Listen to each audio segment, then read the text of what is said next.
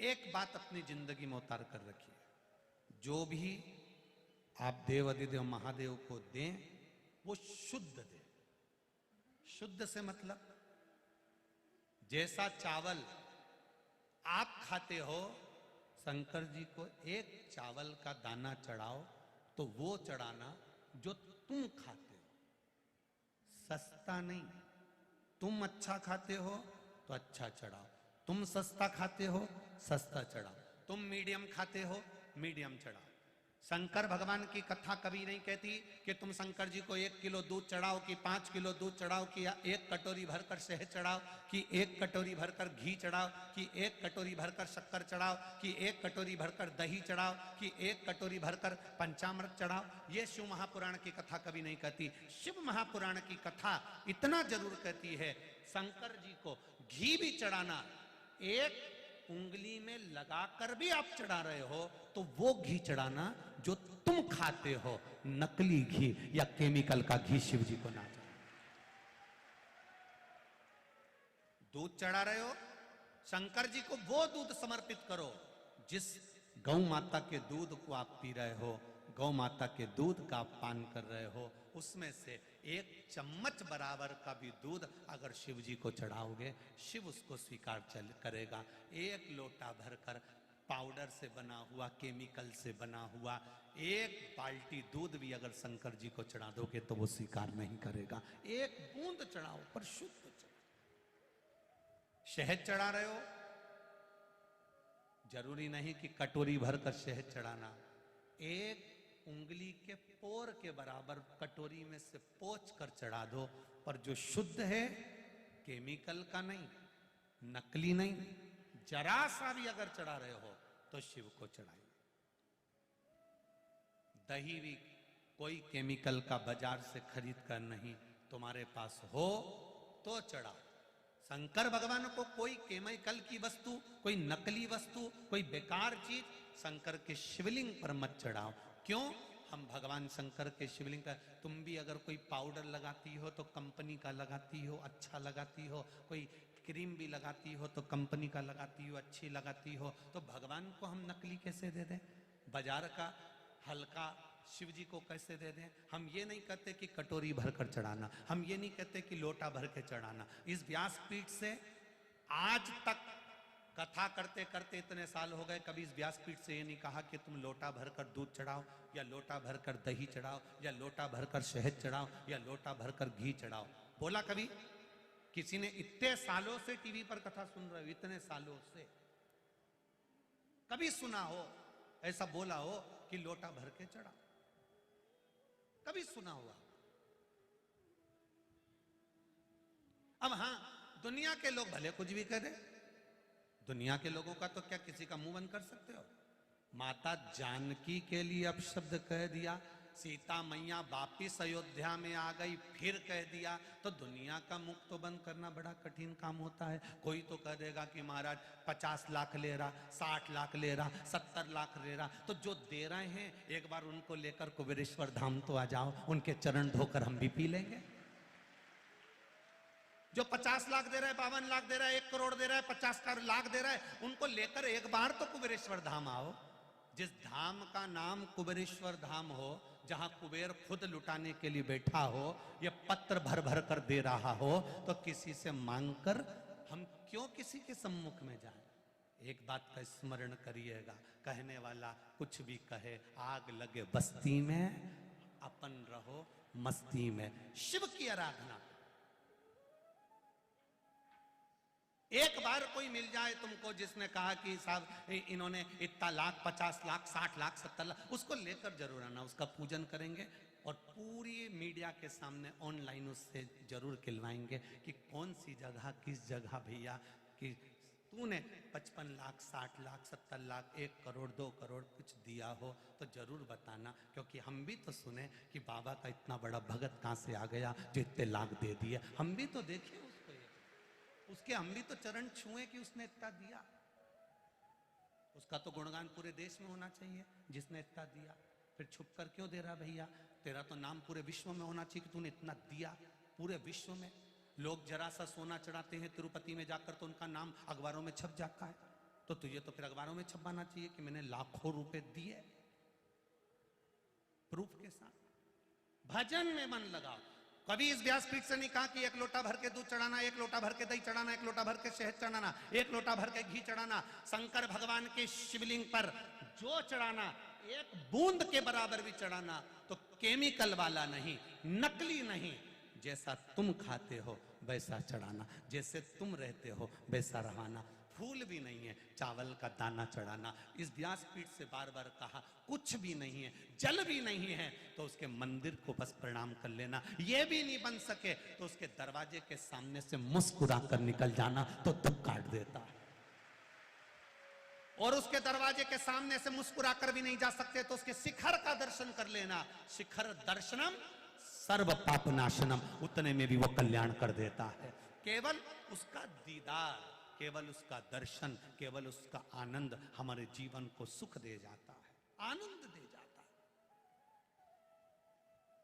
कल कोई कह रहा था, गुरुजी कोई टीवी पर महाराज जी बोल रहे थे कि नारी को शिवलिंग नहीं छूना चाहिए या ऐसा नहीं करना चाहिए वैसा। हम कहते हैं जिसने शिव महापुराण कभी पढ़ा नहीं, जिसने शंकर के तत्व को नहीं जाना, गीता प्रेस गोरखपुर की शिव महापुराण की किताब लेकर आइए, पुस्तक लेकर आइए। उसके विद्धेश्वर संहिता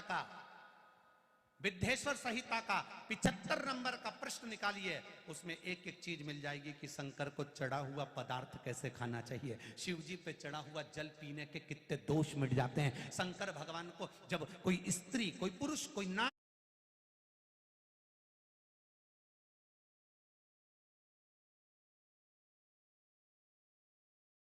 कोई बच्चा, कोई बूढ़ा केवल स्पर्श कर लेता है तो 84 लाख योनियों में फिर जन्म नहीं होता है। यह शिव पुराण कह रहे। अब गीता प्रेस गोरखपुर की शिव पुराण तो तुम्हें कहीं पे भी मिल जाएगी, बाजार से खरीद लो, मंगवा लो, उसको पढ़ो, उसका स्मरण करो। कहने वाला कहता रहे, महाराज केमिकल की वस्तुएं, नकली वस्तुएं कोई शंकर भगवान पर समर्पित मत करो, क्योंकि शिवलिंग पर जब हम समर्पित करते हैं तो शंकर भगवान को भी कष्ट होता है। शुद्ध चढ़ाओ, एक दाना चावल का चढ़ाओ। कभी इस व्यासपीठ ने नहीं किया कि एक बोरी चढ़ाओ या 1 किलो चढ़ाओ या 250 ग्राम चढ़ाओ या 50 ग्राम चढ़ाओ। सुना ना जीजिए तुमने, हमेशा कहा एक चावल का, बोलो बोलो जम के, दाना। और बेलपत्री भी क्या कहा कि जो शंकर पे चढ़ी हो वो ही धो के चढ़ा दो। नहीं है ना तुम्हारे पास, कोई बात नहीं। माता के गर्भ से जब जन्म लिया था तो कौन सी तुम कोई चीज लेकर आए थे? ये 2 हाथ थे, शीश था, मुख था, नेत्र थे, नासिका, श्रवण शक्ति, पांव, सब जो परमात्मा ने तुमको दिया है। बस मेरे भोलेनाथ कहते हैं, जो मैंने तुझे दिया है तू मुझे दे दे और कुछ मत दे, मैं तेरा हो जाऊं। जो मैंने तुझे दिया है, मुख दिया भजन कर, नेत्र दिए दर्शन कर, कान दिए श्रवण कर, शीश दिया मस्तक झुका ले, चरण दिया जहां शिव पुराण की कथा हो और कोटेश्वर जैसा धाम हो वहां दौड़ कर चले जाना, दर्शन कर कर। चरण दिए, हाथ दिए दान करने के, भजन करने के, कीर्तन करने के, सेवा करने के। मंदिर जाओ, झाड़ू लगाओ, पोछा लगाओ, झाड़ू पोछा। अरे कितना पुण्य है, कितना पुण्य। बड़ा यज्ञ रखा मेरे भगवान कृष्ण ने। हस्तिनापुर में युधिष्ठिर यज्ञ रखते हैं, सबको काम दे दिया। आखिरी का काम द्वारिकाधीश ने लिया। वो कौन सा काम था? झूठी पत्तल उठाने का। आज के जमाने में बहू से कह दो, बच्चों से कह दो, बड़े बड़े पढ़े लिखे लड़कों से, कॉलेज पढ़ने वाले लड़कों से कह दो कि जा थाली उठा के रख के, जा झूठी पत्तल उठा, जा ये उठा, नहीं उठाता, क्योंकि हम संस्कारों से वंचित रख दिए उनको। अभी 2 महीने पहले की बात है, उत्तर प्रदेश कानपुर की एक कर्नल ने, उसकी पत्नी मर गई थी, पत्नी मर गई। कर्नल ने, कर्नल आर्मी का कर्नल, मिलिट्री का कर्नल, बंदूक निकालकर खुद को गोली मारकर मर जाता। कारण उसने एक पत्र में लिखा। वो कारण केवल इतना सा था, कर्नल के 2 बेटे थे, दोनों विदेश में थे, अच्छी एजुकेशन दी, अच्छी पढ़ाई कराई, अच्छी विद्या कराई, दोनों की नौकरी लग गई, दोनों की शादी हो गई, दोनों के बच्चे हो गए, दोनों विदेश में रहने लगे, अलग अलग देश में रह रहे थे एक ही देश में पर अलग अलग जगह पर थे, दोनों रह रहे। पिता पत्नी मरी, खबर करी बेटों को, दोनों बेटों को, बड़े और छोटे को, आओ तुम्हारी माता चली गई, तुम्हारी माता मर गई। जब तक बेटे नहीं आए तब तक कर्नल ने पत्नी का अंतिम संस्कार नहीं किया। छोटा बेटा आया तो पिताजी ने कहा, बेटा बड़ा बेटा नहीं आया, बड़ा बेटा नहीं आया, इंतजार करते हैं आता होगा।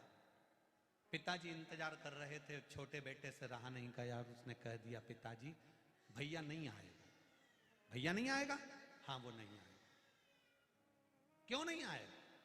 पिताजी वो नहीं आएगा। तो क्यों नहीं आएगा? पिताजी हम दोनों भाइयों ने बात कर लिया था, बड़े भैया ने कहा है मां मरी है, अंतिम संस्कार में तू चले जा, पिताजी मरेंगे तब मैं चले जाऊंगा।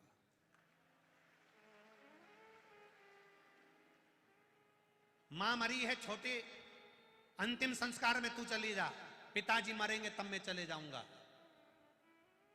बेटे के शब्द सुने और पिता की आंख में आंसू आए, अंदर गए, उन्होंने एक लेटर लिखा कर्नल ने, उसमें लिखा, हम दोनों माता पिता ने अपनी पूरी जिंदगी इनकी पढ़ाई में लगाई, हमने पूरी कमाई इनके पढ़ने में, विद्या में, शादी में, प्रॉपर्टी में, परिवार के इसी हंडे को भरने में हमने जिंदगी लगा दी और पूरा जीवन बच्चों को दे दिया। और बच्चे कह रहे हैं कि माँ मरे तो तू चले जाना और बाप मरे तो मैं जाऊंगा।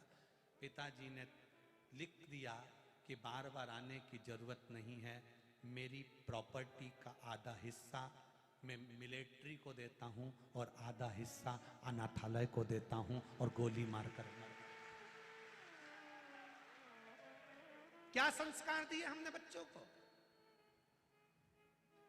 कि बेटा एडिलैंड में, बेटी है न्यूयॉर्क, बेटा एडिलैंड में, बेटी है न्यूयॉर्क, और ब्राइट बच्चों के लिए हुआ बुढ़ापा डार्क। काका क्या करोगे, ये रुपया कहां धरोगे, क्या करोगे इससे धन का? बेटे को पढ़ाया पढ़ाया पढ़ाया पढ़ाया, doctor, engineer, collector, SP, DSP, तुम्हारे मर्जी पड़े, मंत्री, संतरी, कलंत्री जो बनाओ, पर शिव पुराण कहती है सबसे पहले उसको संस्कारित बनाओ, नहीं तो तुम्हारा अंतिम संस्कार नहीं कर पाए। बच्चों को संस्कार नहीं दोगे तो अंतिम संस्कार नहीं हो पाएगा। जिस गांव में पानी की कमी होती है वहां की फसल बिगड़ जाती है, और जिस घर में संस्कारों की कमी होती है वहां की नस्ल बिगड़ जाती है। वृद्धाश्रम में जाकर देखना, बड़े बड़े पढ़े लिखे लोगों के माता पिता वृद्धाश्रम में मिलते हैं, कभी कोटेश्वर जैसे गांव के लोगों के माता पिता कभी वृद्धाश्रम में नहीं मिलेंगे, क्योंकि वो सेवा करना जानते हैं। ग्रामीण में रहने वाला, गांव में रहने वाला अपने माता पिता को साथ रखना पसंद करता है। पत्नी से झगड़ा इस बात का होता है गांव में कि मैं मेरी मां को नहीं छोड़ सकता, मैं अपने बाप को नहीं छोड़ सकता, तुझे छोड़ दूंगा पर अपने माँ बाप को नहीं छोड़ सकता। गांव में लड़ाई इस बात की होती है और शहर में लड़ाई इस बात की होती है, छोड़ जाओ माता पिता को। और वो भेरू भी ऐसा माता पिता का बेग बांध के चंद्र घंटा के केने पे छोड़ भी आया। बारी जगदम्बा बारे भेरू गजब करा, पढ़ाया इसलिए, विद्याध्ययन इसलिए कराया, इसलिए तुमको ये बनाया, इसलिए विद्याध्ययन कराया, बाहर पढ़ने पहुंचाया। संस्कारों से विहीन औलाद नहीं होना चाहिए, संस्कारों से ग्रसित संतान होना चाहिए, जिससे मरने पर तुम्हारी औलाद तुम्हारा अंतिम संस्कार कर दे। अगर संस्कार दोगे तो अंतिम संस्कार होगा, नहीं तो सब ऑनलाइन हो रहा है, खरीदी ऑनलाइन हो रही है, कपड़े ऑनलाइन आ रहे हैं, तो तुम्हारा अंतिम संस्कार भी ऑनलाइन होता है। संस्कार दीजिए। 20 वर्ष तक माता पिता बच्चे को राम बनाने की चेष्टा करते हैं और 20 दिन की कुसंगति बेटे को रावण बना देती है। क्यों पड़ा कुसंगति में? हमारी संगत अच्छी नहीं हो पा रही, किस लिए? क्यों? कुछ अच्छा देने का प्रयास करो साहब। शंकर भगवान को ज्यादा नहीं चाहिए।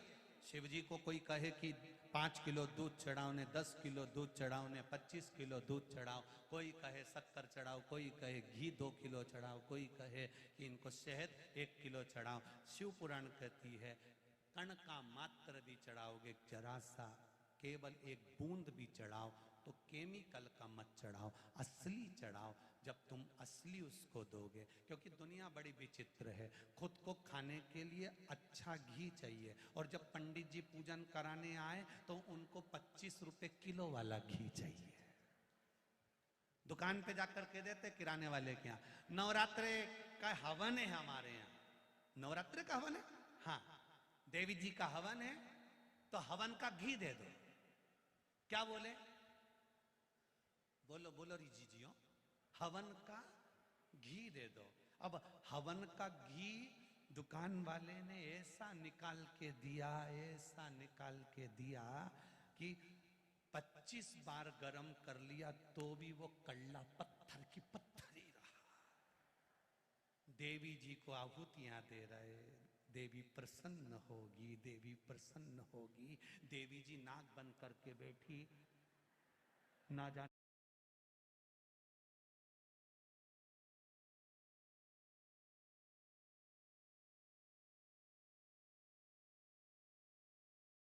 इस बार टाटा आईपीएल जियो सिनेमा पे, किसी भी स्क्रीन पे, वो भी फ्री। चल भैया। जाने क्या लेकर आ गया, बदबू में मारे जा रही। तूने मेरी नाक बंद करी, जा मैं तेरे फेफड़े बंद करती जा। चढ़ा नकली, हवन का घी दे दो।